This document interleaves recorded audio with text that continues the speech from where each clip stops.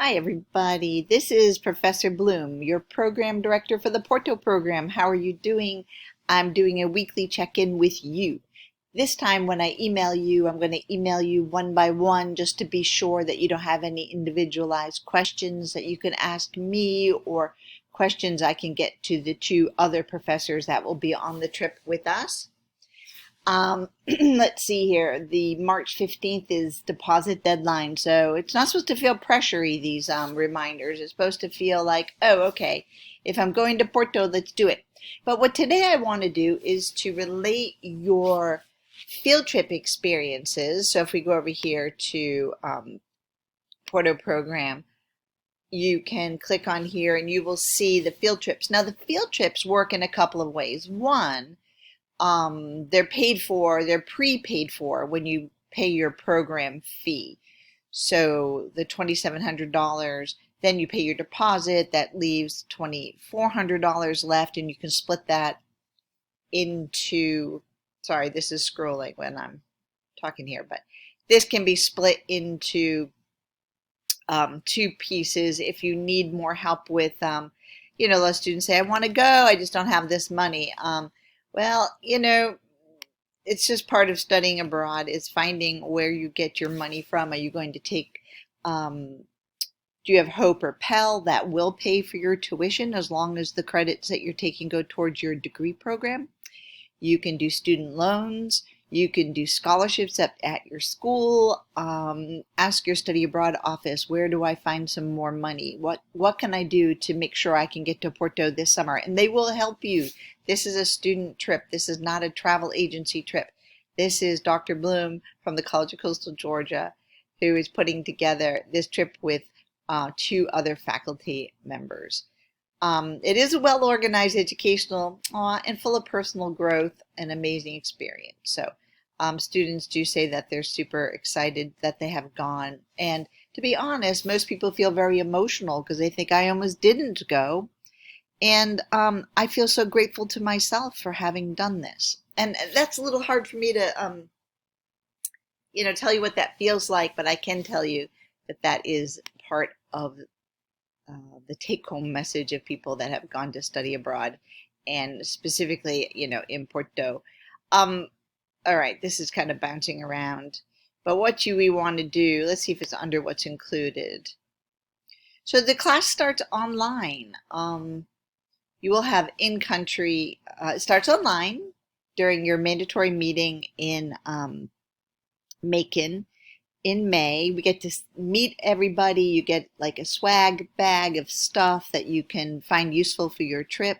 Your parents can go, your siblings can go, whoever wants to learn more about study abroad at that time. And we're here before that. Trust me, if your parents want to talk to me, I will do it, whatever you need to help you get into your Porto Study Abroad program.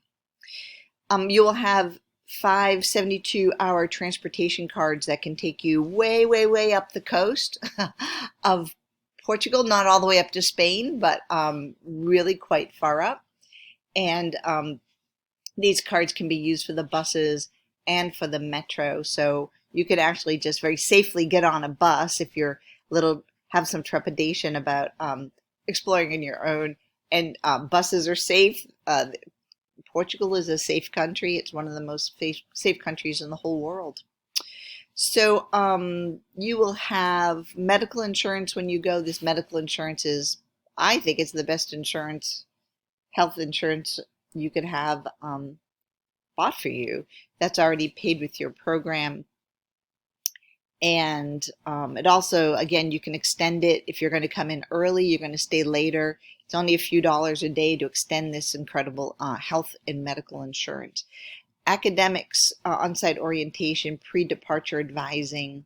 Tuition is not included, but again, Hope and Pell will pay for this, as I said, as long as it's going towards your academic study program. Your elective, something for your major. Yeah. You have to get your passports done, do that ASAP. Those can take a while. Transportation, we talked about.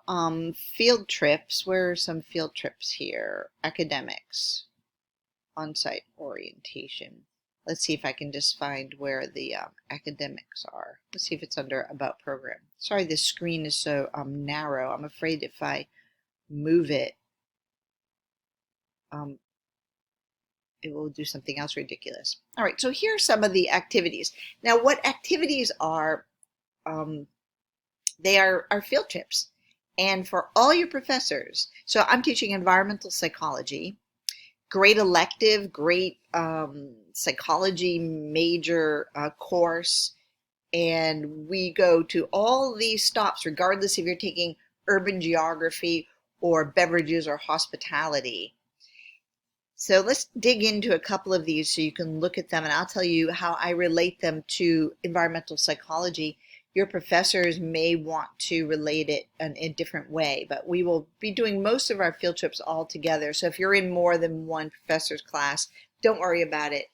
You will be all the field trip locations are wrapped into your education across classes.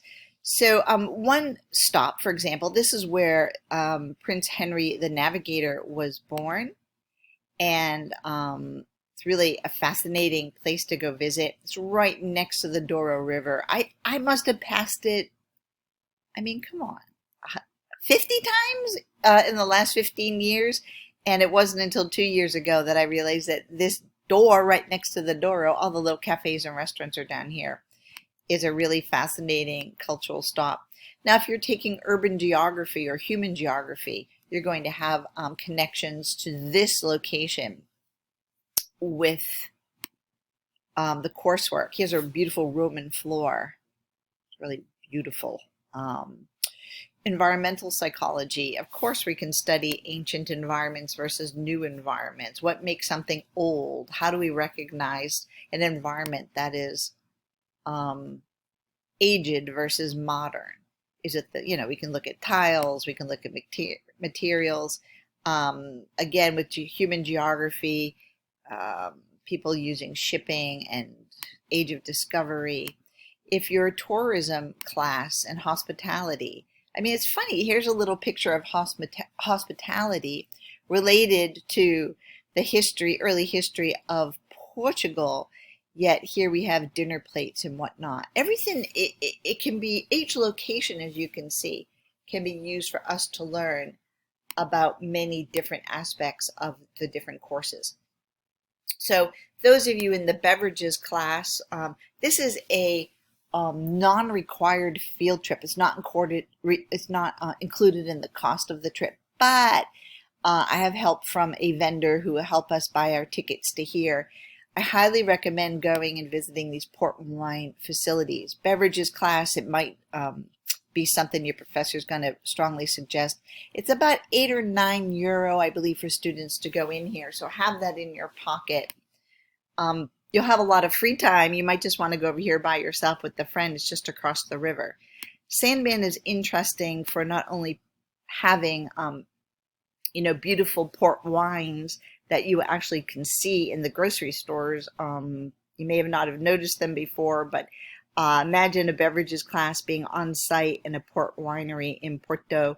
It's also interesting from human geography, the way that humans have changed the landscapes, using the Douro River to keep wine. But I'll let your human geography professor and your beverages professor talk to you more about these details. For me, the environment is interesting, the interior of the space.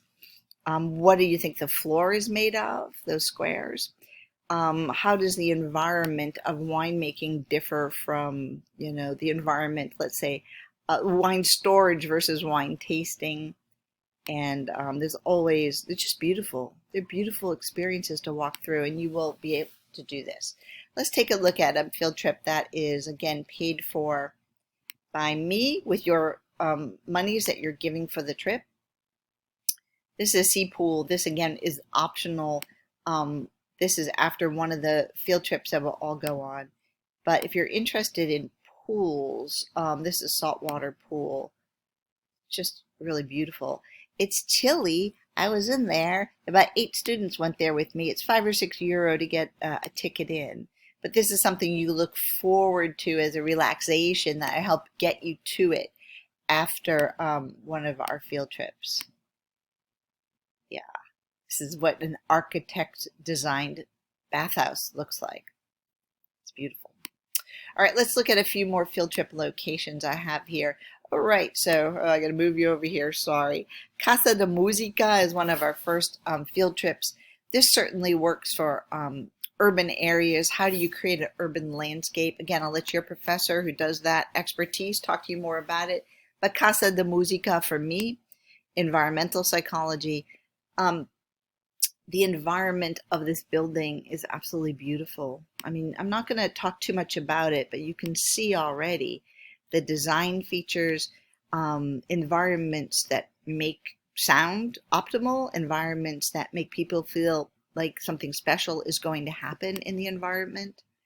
These are little meeting spaces. I know this is the VIP room. We will be up in here looking at this. The environment here has wavy glass. You'll learn about why that is. And one of my favorite parts of the environment, there are some stairs in here. There are also elevators, so if you have something that you want to take the elevator, they will help you do that. All right, Casa de Musica. This is a prepaid field trip. Let's see where we are. Okay, I already mentioned this, but I just love it so much because it's in our neighborhood. This is the Bolyao Market, and at the Bolyao Market, this is newly opened. They redid it. When I first went, there were really just tiny, almost half the size of this little stalls. And there were chickens in here, and it was more of a wet market. This is somewhere you can go to lunch every day. There's cheese stalls, there's soup, there's fish you can taste. It's an excellent way to taste the food of Porto. Also, I might say it works for environmental psychology. The transition from older markets to newer markets, the way the food is displayed, the location of the food in different places. How do people move through the space? So we will go to Bolyao Market. Get past here. All right. One of the first field trips we will do is at this museum at Porto Across the Ages. It works very well, of course, for all of our classes. We'll have a guided tour. The sweetest, the most intelligent guides I've ever had of anywhere in my whole life. I've been in Porto. And okay, I'm not trying to make you seasick here, but this is in fact the interior of a ship where we will sit and watch a film. There's an old tram there that we can all go in and take a picture of, sort of how across the ages, how Porto has shifted. And these are just tourist photos. I'm just on TripAdvisor. Give you an idea. Again, this is part of your field trip. This is all prepaid, so you don't need to worry when you're going to go if you need to bring money for field trips, and you simply do not need to bring money for field trips. The interior of the whole museum space is excellent. It's called the World of WOW, and part of this is the World of Wine is in here, and I think it's Taylor House Port Wine sponsored a lot of the conditioning of these old, these are wine caves at some point. These are the roofs of wine caves. Again, this is the Yeatsman Hotel, very fine hotel. If you want to save, a little bit of money and go up on the deck here at sunset and have something simple, it's probably expensive. I'm sure that you'd be able to do that. Some of the tastings might be up here. There's restaurants up here, World of Wine. And again, we're going to the Planet Cork here. Planet Cork and the Across the Ages. But there are more museum choices that you could explore on your own here. Okay, I hope this gives you a little idea and feel for field trips. Usually we meet in the morning about 10 a.m. We take a metro or we walk. We will be walking a lot in Porto. I've already started on a treadmill doing some hills, conditioning my legs. You're going to feel a lot better. You will walk several miles a day. If that is intolerable to you, then just have some extra pocket money for pretty good view of Porto over the rooftops. And you can have this pocket money and use it for Ubers or, taxis, but you'll have a bus pass. All you need to do is get close to a bus station down by the river and you can catch a bus up the hill.